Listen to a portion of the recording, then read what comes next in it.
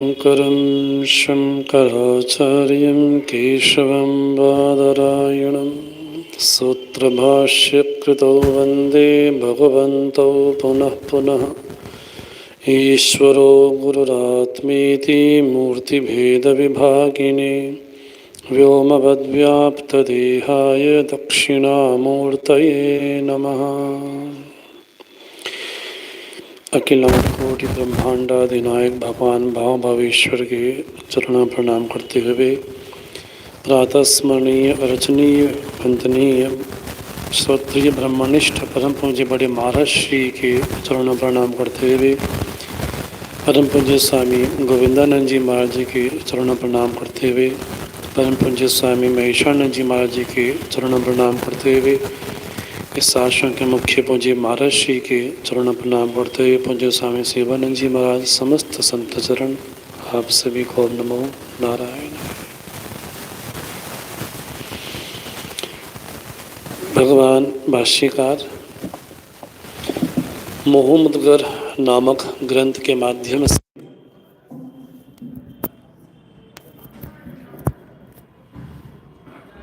साधनोपयोगी जो सूत्र है उन सूत्रों का विशेष वर्णन यहाँ पर करते हैं। भगवान भाष्यकार कहते हैं कि काल निरंतर प्रवाहमान है, निरंतर परिवर्तनशील है, लेकिन जो कालातीत वस्तु भगवान गोविंद है उसका जब तक हम आश्रय नहीं लेते तब तक ही हमारे जीवन में आशा रूपी दुराशा महान कष्टकारी होती है। तो भगवान ने आशा की तुलना वायु से की। बोले जिस तरह से वायु निरंतर प्रवाहमान है, जिस तरह से वायु व्यापक है, जिस तरह से वायु बड़ी बलवान है, उसी तरह से आशा भी व्यापक है, उसी तरह से आशा भी बलवान है। और जिस तरह से वायु को पकड़ना असंभव है, जैसा अर्जुन कहते हैं चंचलम ही मना कृष्ण प्रमाथि बलवद दृढ़म तस्याः निग्रहम मन्ये वायुरिव सुदुष्करम। जिस तरह से वायु को पकड़ना मानव की असंभव है, उसी तरह से यहाँ पर कल्पना की गई आशा के बारे में। अब भगवान भाष्यकार थोड़ा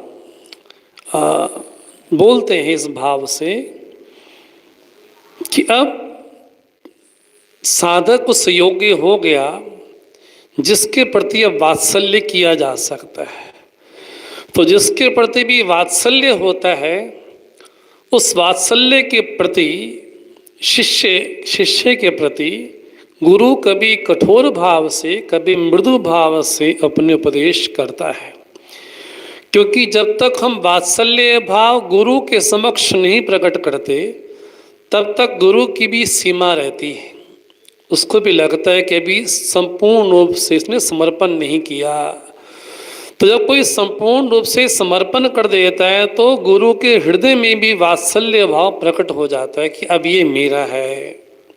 इस रूप में भगवान भाष्यकार अगले श्लोक में कहते हैं काते कांता धनगत चिंता वातुल किम तव नास्ति नियंता त्रिजगति सज्जन संगति रेखा भवति भवार्णव तरणे नौका भज गोविंदम भज गोविंदम गोविंदम भज मूढ़मते भज गोविंदम भज गोविंदम गोविंदम भज मूढ़मते।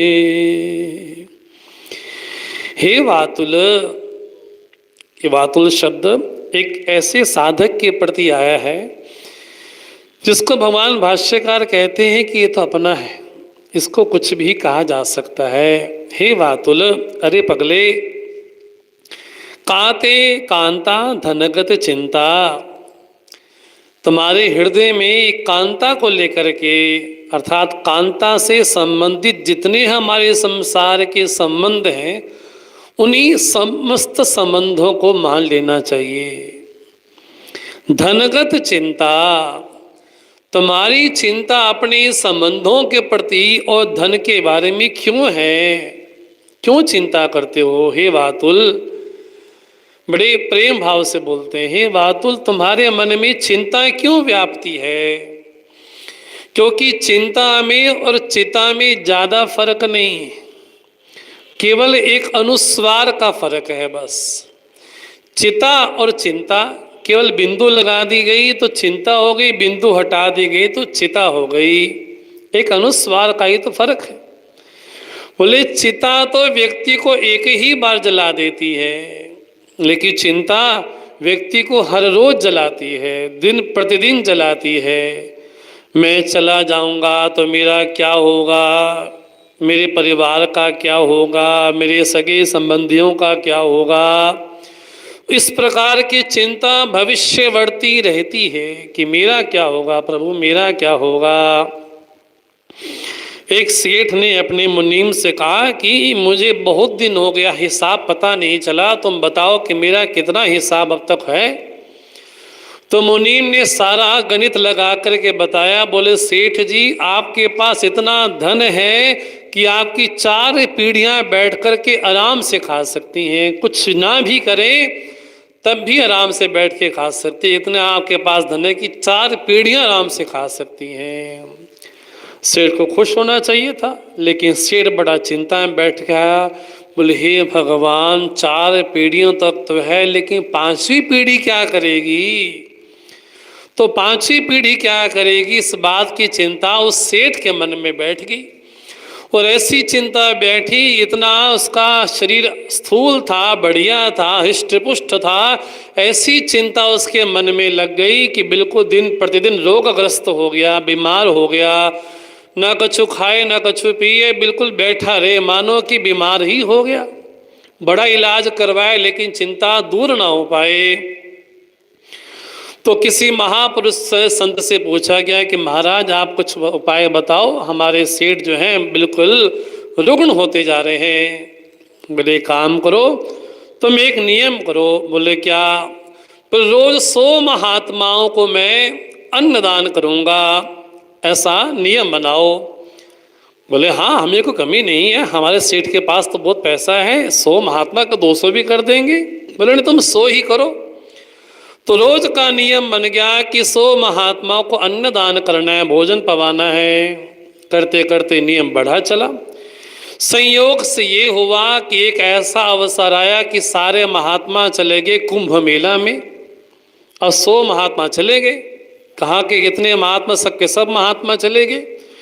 और महात्मा ने बोला था कि नियम टूटना नहीं चाहिए बस।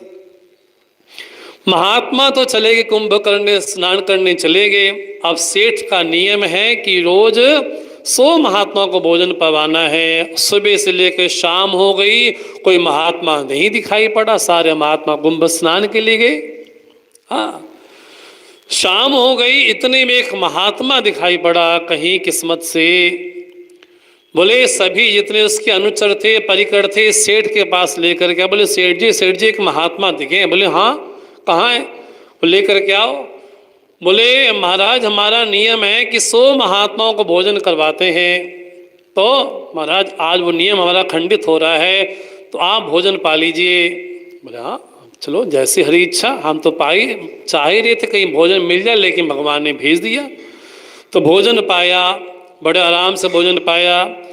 सेठ ने कहा कि महाराज ऐसा है, अभी तो भोजन पा लिए हैं, तो जब जाओगे तो रात्रि का भोजन भी आप साथ में ले जाना। रात को कहाँ जाओगे आप?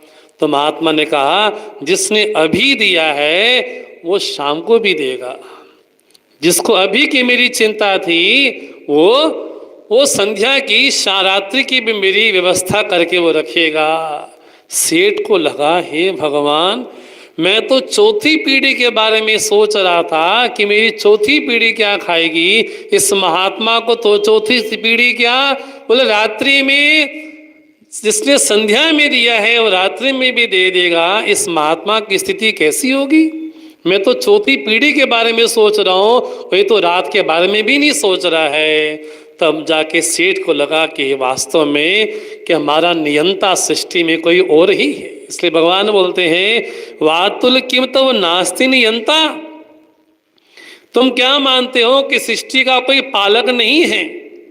क्या तुम नहीं मानते हो कि सृष्टि का कोई सृजनहार नहीं है? बोले जिस परमात्मा ने पेट दिया, बोले उसके हमारे आने के पहले भगवान ने सारी व्यवस्था भी कर दी। भगवान ने सारी व्यवस्था करके ही संसार में हमको भेजा। जब पूरी व्यवस्था हो गई तभी माँ के द्वारा हम पैदा हुए और माँ का दुग्ध पान किया। बोलिए ये भगवान की महती कृपा है कि भगवान ने आने से पहले हमारी सारी व्यवस्था कर दी। तब भगवान बोलते हैं नास्ति नियंता, तुमको क्या लगता है कि संसार का कोई रचयिता नहीं है? जिसने तुमको भेजा है और जिसके तुम भक्त हो, क्या उसके बारे में सोचते हो? कहते हो कि मैं भोले बाबा का भक्त हूँ, कहते हो कि मैं कृष्ण का भक्त हूँ, कहते हो कि राम का भक्त हूँ, लेकिन कहते हो लेकिन पूर्ण विश्वास नहीं करते। अगर विश्वास करते तो मानते अवश्य कि जिस परमात्मा ने शरीर दिया है उसने हमारी व्यवस्था कहीं ना कहीं अवश्य की होगी। बोले ऐसा कोई व्यक्ति नहीं है जो भूखा सोए। हाँ हमारे दुष्कर्म हो वो अलग बात है, दुष्ट चित्त वो अलग बात है, लेकिन भगवान बोलते हैं बोले भूखा किसी को नहीं सुलाते। बोले एक व्यक्ति ने कहा कि भगवान भूखा नहीं सुलाते। बोले बिल्कुल नहीं सुलाते। बोले अच्छा क्या करें? बोले एक व्यक्ति ने कहा कि आज हम भगवान की परीक्षा करेंगे। क्या परीक्षा करेंगे? कि भगवान ने बोला है कि मैं सबका भरण पोषण करता हूं, तो आज हम कुछ नहीं खाएंगे, देखता हूं कि हमारे भाग्य में है कि नहीं। व्यक्ति चला गया वन की ओर, जंगल चला गया और जंगल में जाकर के कहीं पेड़ था वहां पर ऊपर जाकर के बैठ गया। बोले आज मैं देखता हूं कि भगवान सबको भूखा सुलाता है कि नहीं सुलाता। इतने में क्या हुआ, कुछ आदिवासी वहां पर लोग आए और आदिवासियों का वहां को देवता था। उस देवता के स्थान पे गुरु ने तिलक लगाया, छिंदन लगाया, कुछ कपड़ा उड़ाया और कुछ खाने का भोजन वहां पर रख के चले गए। आदिवासियों ने प्रणाम किया, चले गए। बोले हमारे देवताओं का भोग लग गया। अब व्यक्ति ऊपर बैठ करके सोच रहा है कि ना मैं ऐसे नहीं खाऊंगा, भगवान ने कहा है कि मैं खिलाऊंगा, तो आज भगवान की परीक्षा की जाए, भगवान खिलाते कि नहीं खिलाते।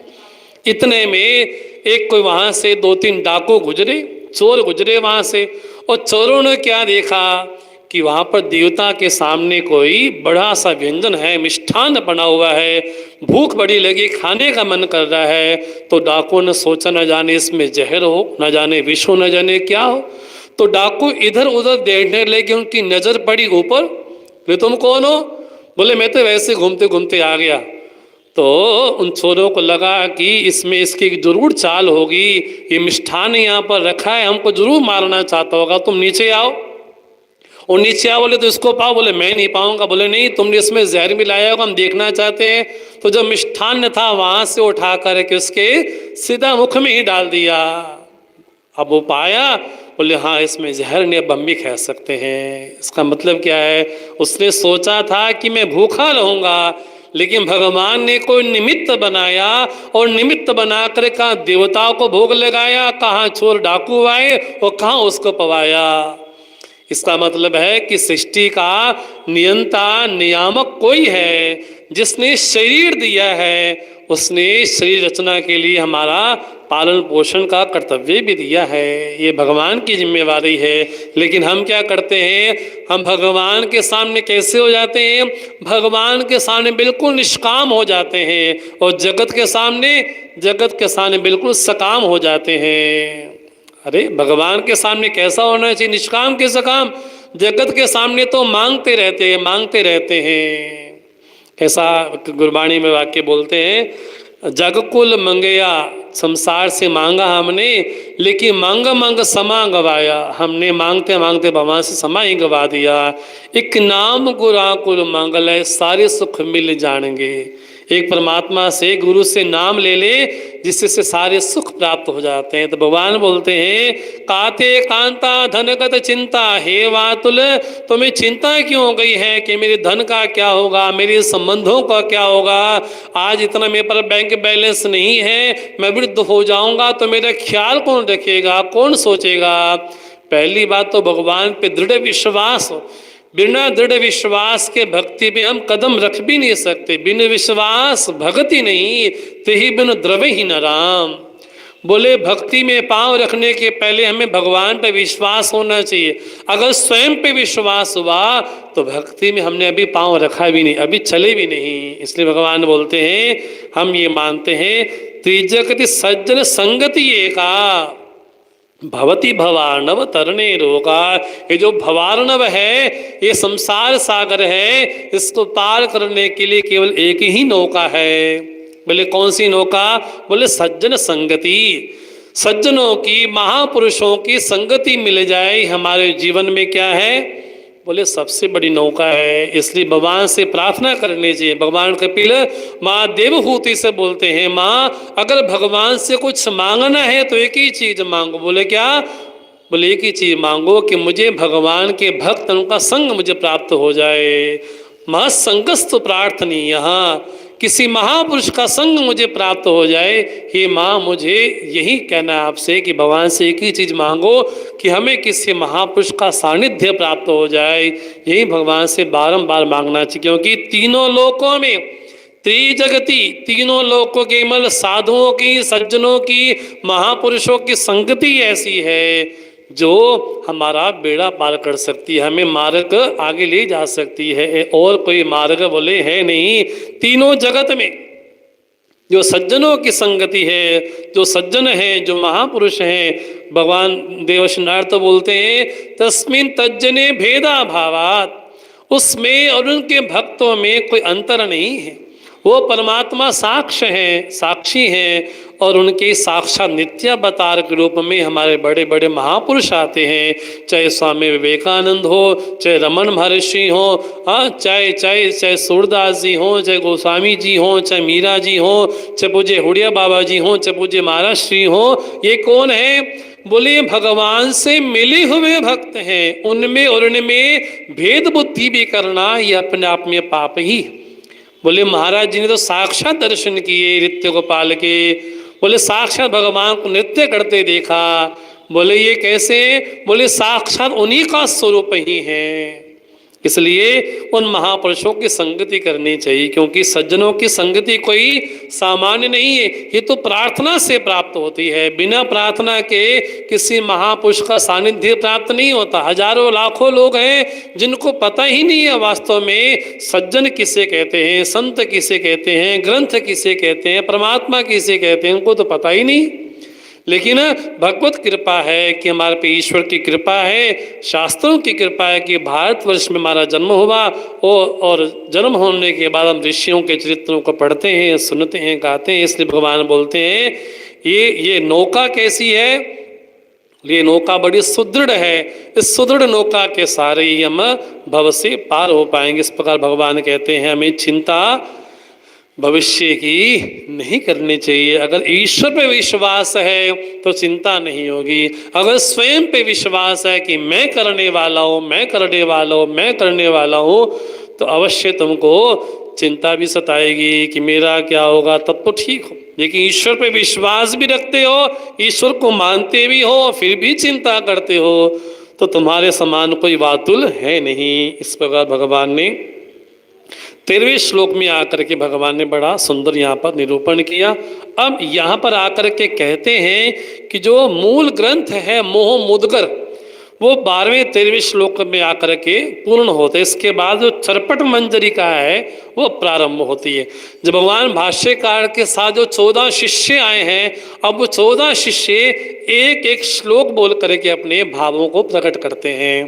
तो आज विशेष हमारे भारत देश के लिए विशेष दिन है, हमारा भारतीय गणतंत्र दिवस है, उसका कुछ हम थोड़ा कार्यक्रम है, कल इस पे हम आगे चर्चा करेंगे। ओम सर्वे भवन्तु सुखिनः, सर्वे सन्तु निरामयाः, सर्वे भद्राणि पश्यन्तु मा कश्चित् दुःखभाग् भवेत्। असतो मा सद्गमय तमसो मा ज्योतिर्गमय मृत्युर्मामृतं गमय।